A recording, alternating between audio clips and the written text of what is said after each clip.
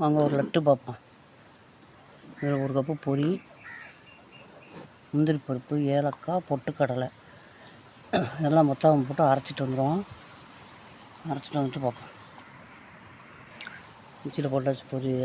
பொரிய முந்திரி பருப்பு, ஏலக்காய், பொட்டுக்கடலை அதையும் போட்டுருவோம். அரைச்சிட்டு வந்துடும். அரைச்சிட்டு வந்துட்டு பார்ப்போம்.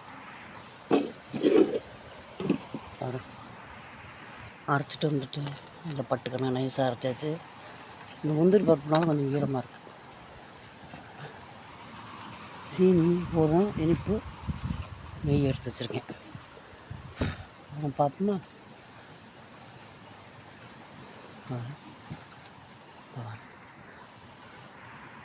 தட்டில் கொட்டி வச்சுருக்கேன். வரேன்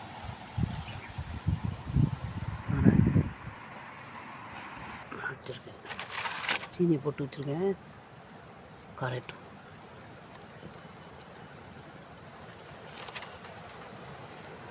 பொட்டுக்கடலை பொரி லட்டு, ஏலக்காய், முந்திரி பருப்பு, பொட்டுக்கடலை பொரி போட்டிருக்கோம்.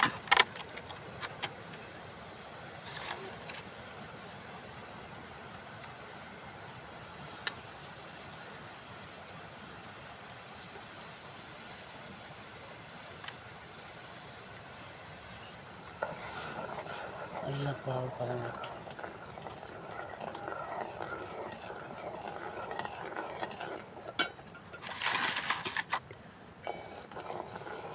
ஓலைனால மாட்டாங்க.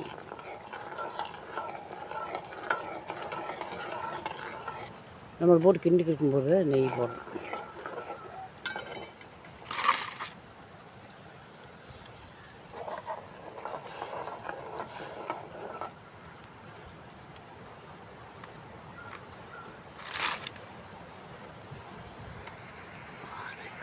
இது என்ன செய்யணும் தெரியுமா?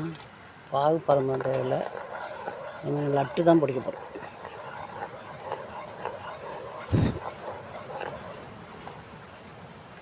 கொஞ்சம் கட்டியாக வந்துருச்சுன்னா போதும்.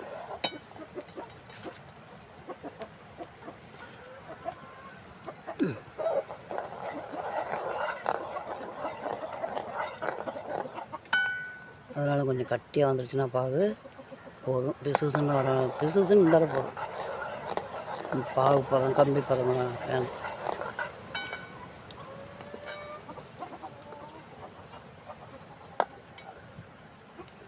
செத்தாக இருக்கட்டும்.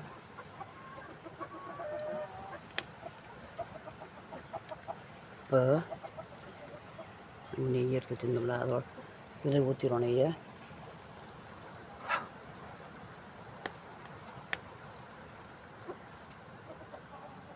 தேங்காய் இருக்கட்டும். இதோட சேர்ந்து கலந்து வச்சிட்டோம்னா மாவு போட்டு கிண்டுறதுக்கு சரியாக இருக்கும். அப்படி எல்லாம் சேர்ந்து பாவோடு சேர்ந்து இது பண்ணிட்டு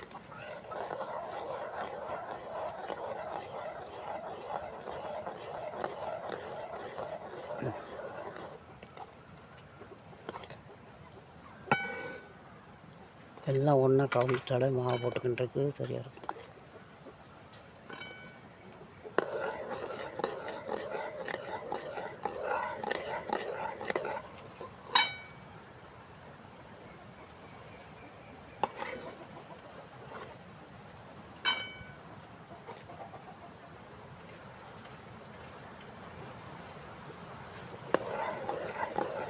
போதும்.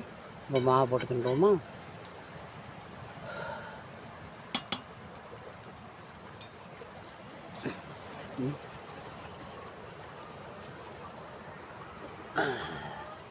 பார்ப்போம்.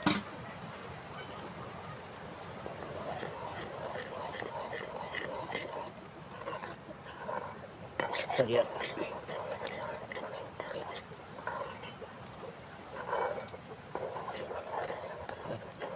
ஒரு 10-15 முந்திரி பருப்பு, ஒரு 6 ஏலக்காய், ஒரு கப்பு பொட்டுக்கடலை,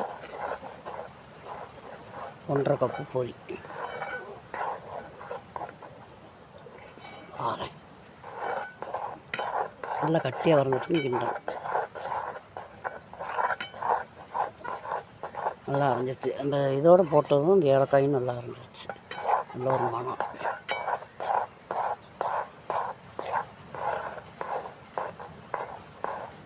நல்லா கிண்டிட்டோம்னா அதுதான் இது சட்டியில் பிடிக்குன்னு சொல்லிட்டு அந்த அதோடைய நெய்யை ஊற்றிட்டேன்.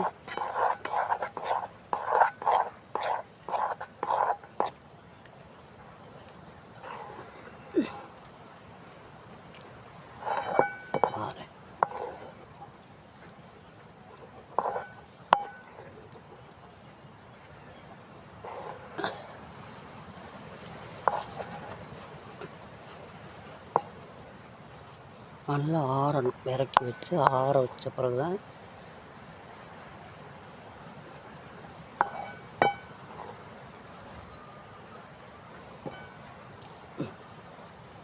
இதெல்லாம் தீயெல்லாம் லேசாக வச்சுருக்கேன்.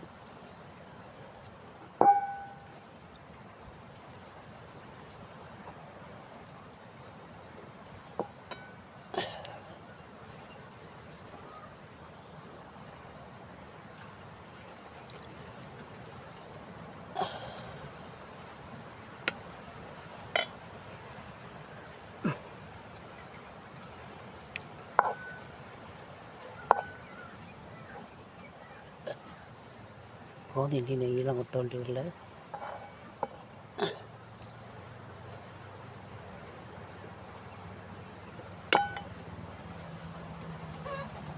கையில் ஒட்டலையில் ஒட்டலை உருட்டு வந்தால் சரி. போதுமானது, இதுவே போதும். இறக்கி ஆற வச்சு உருட்டிட்டு பார்ப்போம்.